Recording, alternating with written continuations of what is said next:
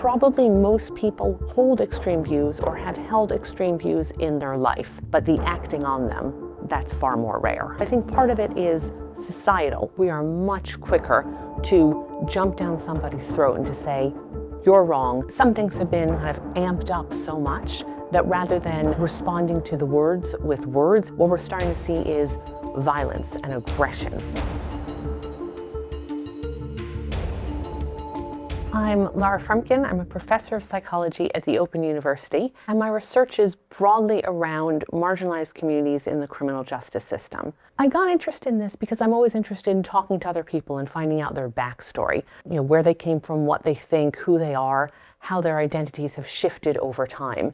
An extremist view is a view that is not kind of the norm or the center. It's one that is very strong on one particular side. Most of these views don't really go anywhere. So your extreme view could be that a particular way of doing something is absolutely the right way of doing something. An extreme view becomes more problematic when it would encourage discrimination against particular people, when it encourages fighting or aggression based on that view.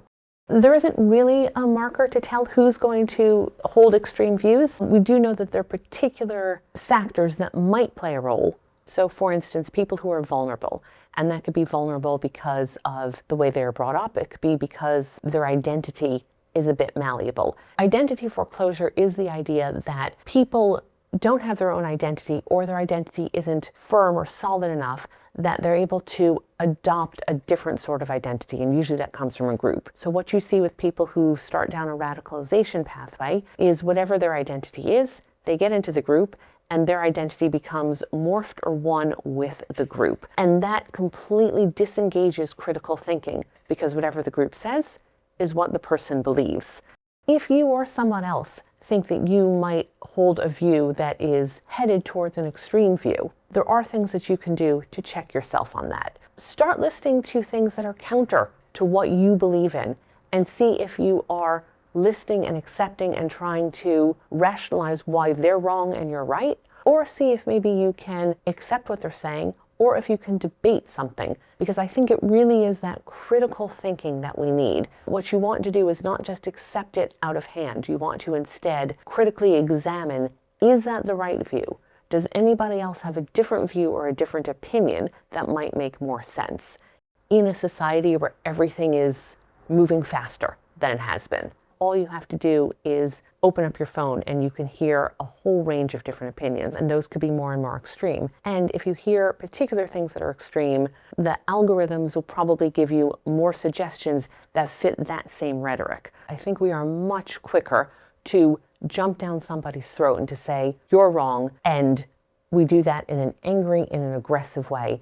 I think we need to start thinking about how we mitigate that violence and how we start thinking back to that respectful discussion. When I'm reading about a news story, I might read something that's a bit left-leaning and then look at something that's a bit right-leaning to try to get all of those different perspectives so that I can make a decision for myself. Freedom of speech is one of these things that I think is so important in a democratic society.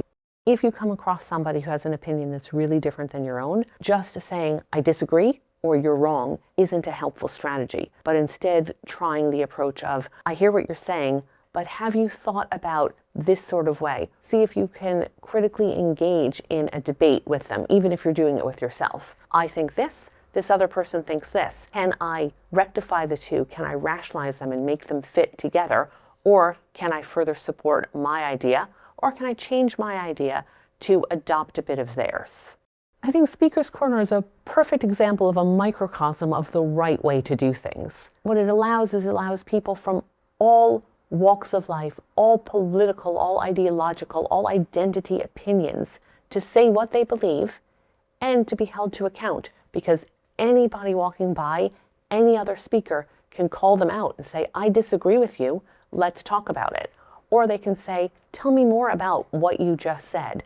And I think if we could do that in an online space, that would be really good too. What gives me hope now is seeing younger, middle-aged, and older people all using online mechanisms to engage in dialogue to the extent that they can. And what I'm hoping will happen next is that people will start to listen to each other, and especially listen from across the aisle, from those people with whom they don't agree. But I am starting to see this in lectures. I'm starting to see this with students. I'm occasionally starting to see this on the street, and definitely seeing in a speaker's corner.